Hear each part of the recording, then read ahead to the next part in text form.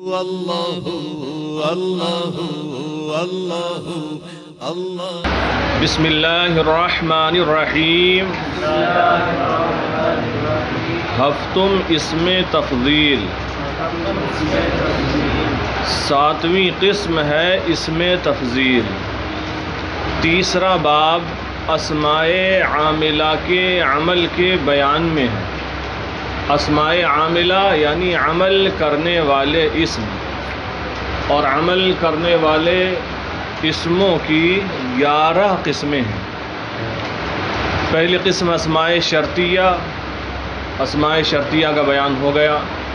پھر اسمائے عاملہ بمعنی ماضی۔ دوسری قسم ہے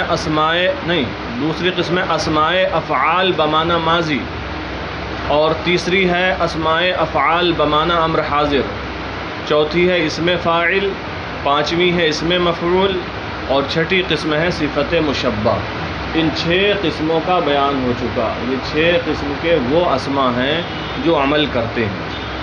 آج 7ویں قسم کا بیان ہے، یعنی وہ اسم جو عمل کرتے ہیں، وہ اسم جو عمل کرتے ہیں۔ تو عمل کرنے والی 7ویں قسم ہے اسم تفضیل۔ عمل کرنے والے اسما کی 7ویں قسم ہے اسم تفضیل، یعنی اسم تفضیل بھی عمل کرتا ہے، اپنے فاعل کو رفع دیتا ہے۔ ہفتم اسم تفضیل، 7ویں قسم ہے اسم تفضیل۔ اسم تفضیل جیسے اکبر، یا آتا ہے اکثر، افعل، اضرب، اسمع۔ افعلوں کے وزن پر آتا ہے ثلاثی مجرد سے۔ اس میں تفضیل ثلاثی مجرد سے افعلوں کے وزن پر آتا ہے۔ تو اس کو استعمال کرنے کا بھی طریقہ ہے، رول ہے، قانون ہے، اس سے ہٹ کر استعمال کریں گے تو غلط ہوگا۔ تو اس میں تفضیل ہے، جیسے مثال کے طور پر لفظ افضل ہے، افضل آتا ہے نا، افضل، اس میں تفضیل ہے۔ یہ افضل کا اس میں تفضیل، کیونکہ اس میں تفضیل کس وزن پر آتا ہے؟ افعلوں کے وزن پر آتا ہے۔ تو یہ جو افضل ہے اس کو استعمال کیسے کریں گے؟ تو بتا رہے ہیں اس میں تفضیل کو استعمال کرنے کے 3 طریقے ہیں۔ اس میں تفضیل کو استعمال کرنے کے 3 طریقے، پہلے ہم سے سمجھ لیں۔ اس میں تفضیل کو استعمال کرنے کے یا تو پہلا طریقہ یہ ہے کہ اس میں تفضیل کو من کے ذریعے استعمال کیا جائے گا۔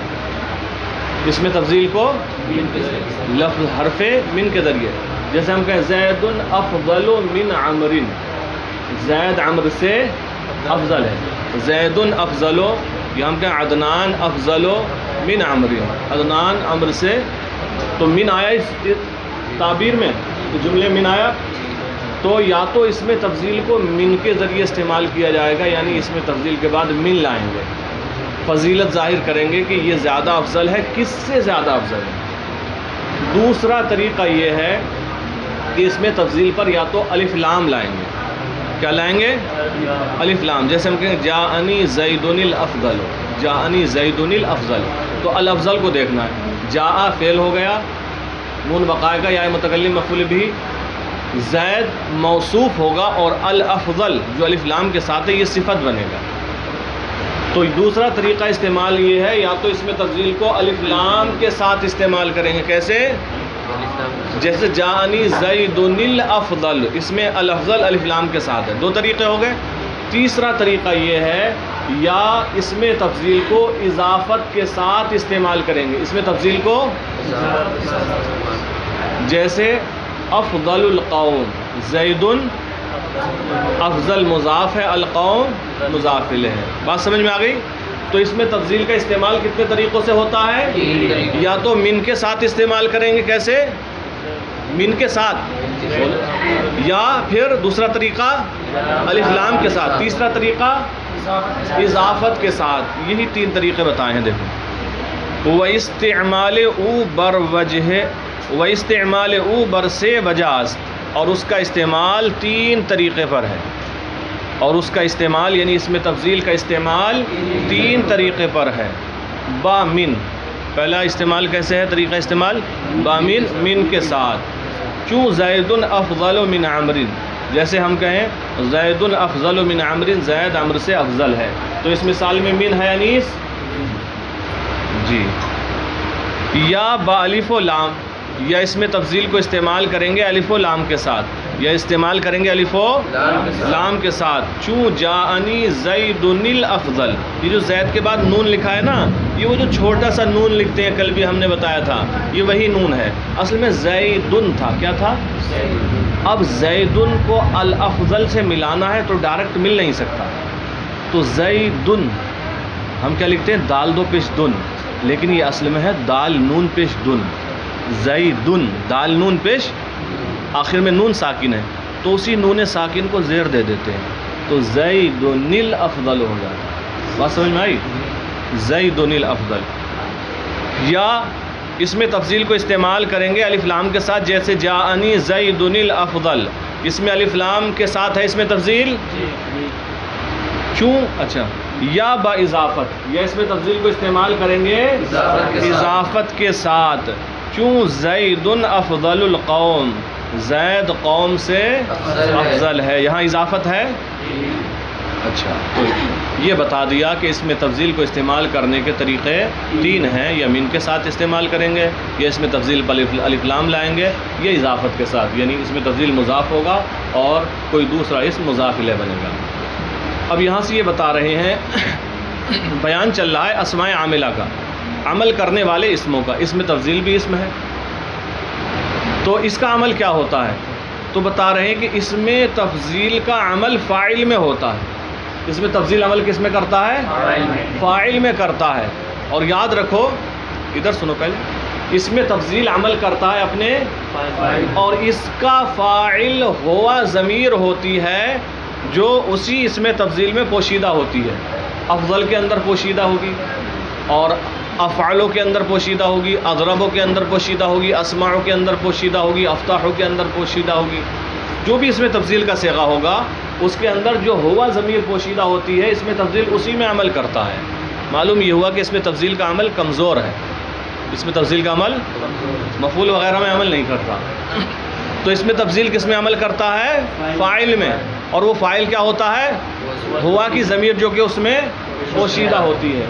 صرف ایک مثال ایسی پیش کی جاتی ہے جہاں اس میں تفضیل اس میں ظاہر میں عمل کرتا ہے، الکحل کے ساتھ وہ مثال بیان کی جاتی ہے، آپ ہدایت النحو اور قافیہ وغیرہ میں پڑھیں گے، تو وہ صرف ایک موقع ایسا ہے جہاں اس میں تفضیل اس میں ظاہر میں عمل کرتا ہے، باقی اس میں تفضیل کا عمل اپنے فاعل میں ہی ہوتا ہے، اور فاعل بھی کیا ہوتا ہے؟ اس کے اندر پوشیدہ ہوتا ہے، یہی بتایا۔ وعمل او در فاعل باشد، اور اس کا عمل یعنی اس میں تفضیل کا عمل فاعل میں ہوگا، وآ ہوا است، اور وہ کیا ہے؟ فاعل ہوا ہے، فاعل افضل و افضلوں کا فاعل، اور وہ ہوا ہے افضلوں کا فاعل، کہ درو مستتر است، جو اس میں پوشیدہ ہے، کس میں پوشیدہ ہے؟ افضلوں کے اندر پوشیدہ، افضلوں کا فاعل، اور افتحوں کا فاعل افتحوں میں پوشیدہ ہے۔ چلیں، تو یہ تو تھا اس میں تفضیل کا بیان۔ ہشتم مصدر، عمل کرنے والے اسموں کی 8ویں قسم ہے مصدر، 8ویں قسم ہے مصدر، یہ بھی عمل کرتا ہے، یہ بھی جو عمل اس مصدر کا فعل کرتا ہے، جو عمل اس مصدر کا فعل کرتا ہے وہی عمل یہ مصدر بھی کرتا ہے۔ پہلے سمجھ لیں، ترجمہ بعد میں ملائیں گے۔ مصدر جیسے الضربو، یا صرف ضربو، یہ تو مصدر ہے نا، ضربا فعل ہے، یضربو فعل ہے، اضرب فعل ہے، لا تضرب فعل ہے، ضاربن اس میں فاعل ہے، مضروبن اس میں مفعول ہے، لیکن ضربن یا ضربو یہ کیا ہے؟ مصدر ہے۔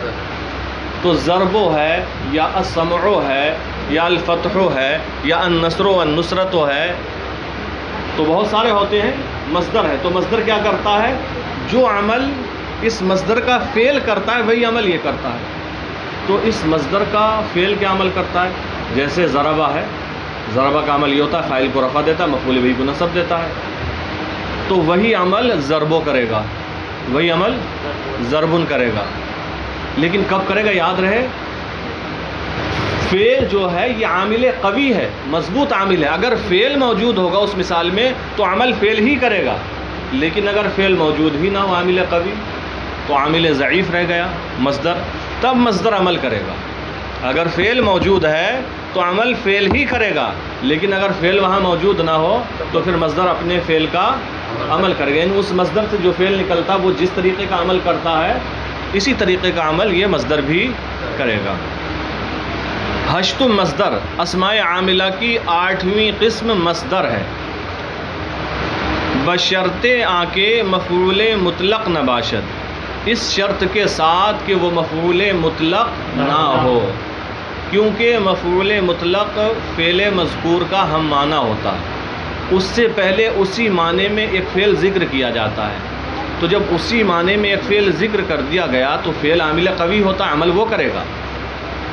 عامل قوی ہوتا بھی ہم نے بتایا، تو جب وہاں پر فعل مذکور ہے تو عمل فعل کا ہوگا، وہاں مصدر کا عمل نہیں ہوگا.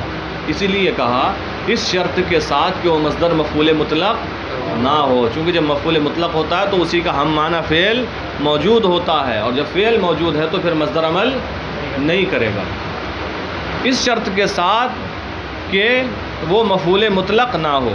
اب وہ عمل کیا کرے گا بتایا، عملش عمل اچھا نباشد، عمل فعلش کند، عمل فعلش کند وہ اپنے فعل کا عمل کرتا ہے، مصدر اپنے فعل کا عمل کرتا ہے. جیسے قیام ہے مصدر ہے تو قیام کا فعل کیا آئے گا، قامہ. قامہ کا جو عمل ہوگا کہ وہ فاعل کو رفع دیتا ہے، قیام بھی فاعل کو رفع دے گا. ضرب فاعل کو رفع مفعول کو نصب دیتا ہے، ضربہ تو اس کا مصدر ضربن بھی فاعل کو رفع مفعول کو نصب دے گا. عمل فعلش کند مصدر اپنے فعل کا عمل کرتا ہے. چوں اعجبنی ضرب زید عمرن، جیسے اعجبنی ضرب زید عمرن، مجھے تعجب میں ڈال دیا زید کے عمرو کو مارنے نے. مجھے تعجب میں ڈال دیا زید کے عمرو کو، تو اعجبا تعجب میں ڈال دیا، نی مجھ کو تعجب میں ڈال دیا. اب آگے دیکھیں ضرب ہے مصدر، ضرب زید عمرن، ضرب زید زید کے عمرو کو مارنے نے، یعنی زید نے عمرو کو مارا. کس نے مارا؟ لیکن زید نے عمرو کو ایسے مارا کہ زید کے عمرو کو مارنے نے مجھے تعجب میں ڈال دیا. کچھ نئے انداز سے مارا چاہے تبھی تو تعجب ہوا، یا زیادہ ہی مار دیا. تو زید نے جو عمرو کو مارا اس مارنے نے مجھے تعجب میں ڈال دیا. تو یہاں پر مصدر ہے ضربو. مصدر کیا ہے؟ اس کا فاعل ہے زید، اس کا فاعل ہے. تو زید جو ہے چونکہ ضرب کی اضافت کر دی گئی ہے اس لیے آپ کو وہ مکسور دکھ رہا ہے، لیکن محلاً مرفوع ہے. زیدن جو ہے محلاً مرفوع ہے، چونکہ زید ہے ضرب کا فاعل، اور فاعل کیا ہوتا ہے؟ مرفوع ہوتا ہے. اور عمرن منصوب ہے، یہ مفعول بنے گا اسی ضرب کا. تو یہ جو ضرب و مصدر ہے یہ عمل کر رہا ہے اپنے فعل کا. یہاں اگر ضربہ ہوتا تو وہ بھی یہی عمل کرتا. ضربہ کا فاعل زیدن ہوتا، مرفوع ہوتا، اور عمرن مفعول بھی ہونے کی وجہ سے منصوب ہوتا. بات سمجھ میں آ گئی شہزیل؟ ترجمہ ملا لیں. ہشتم مصدر اسماء عاملہ کی 8ویں قسم مصدر ہے، بشرط آنکہ مفعول مطلق نہ باشد، اس شرط کے ساتھ کہ مفعول مطلق نہ ہو. عمل فعلش کند یہ اپنے فعل کا عمل کرتا ہے. چوں اعجبنی ضرب زید عمرن، جیسے اعجبنی ضرب زید عمرن یعنی مجھ کو زید کے عمرو کو مارنے نے تعجب میں ڈال دیا. نہم اس میں مضاف، نویں قسم ہے اس میں مضاف. اسماء عاملہ کی نویں قسم ہے اس میں مضاف. اصل میں جو مضاف ہوتا ہے وہ مضاف الیہ کو جر دیتا ہے، جسے ہم کہتے ہیں غلام زیدن. تو غلام مضاف، زیدن مضاف الیہ. تو مضاف الیہ کیا ہوتا ہے؟ یہ آپ پڑھ چکے، ہمیشہ مجرور ہوتا ہے. تو جر کیوں آتا ہے؟ تو یہ جو مضاف ہوتا ہے یہ جر دیتا ہے. تو اس میں مضاف عامل ہوتا ہے، عمل کرتا ہے. اس میں مضاف کیا عمل کرتا ہے؟ مضاف الیہ کو جر دیتا ہے. مضاف کا عمل کیا ہوتا ہے؟ مضاف الیہ کو جس طرح حرف جر جس پر داخل ہوتا ہے اس اسم کو جر دیتا ہے یا مجرور کر دیتا ہے، اسی طرح مضاف بھی اپنے مضاف الیہ کو جر دیتا ہے، مجرور کر دیتا ہے۔ بات سمجھ میں آ گئی؟ تو پتہ لگا کہ جو مضاف ہوتا ہے یہ بھی عمل کرتا ہے۔ کیا عمل ہے؟ وہ جر دیتا ہے۔ یہی تو عمل کا بیان چل رہا ہے کہ یہ فلاں کو رفع دیتا ہے، فلاں کو نصب دیتا ہے، فلاں کو جر دیتا ہے، یا جزم کر دیتا ہے یا نصب کر دیتا ہے، یہی سب عمل چل رہا ہے۔ نہم اسم مضاف، نوی قسم ہے اسم مضاف۔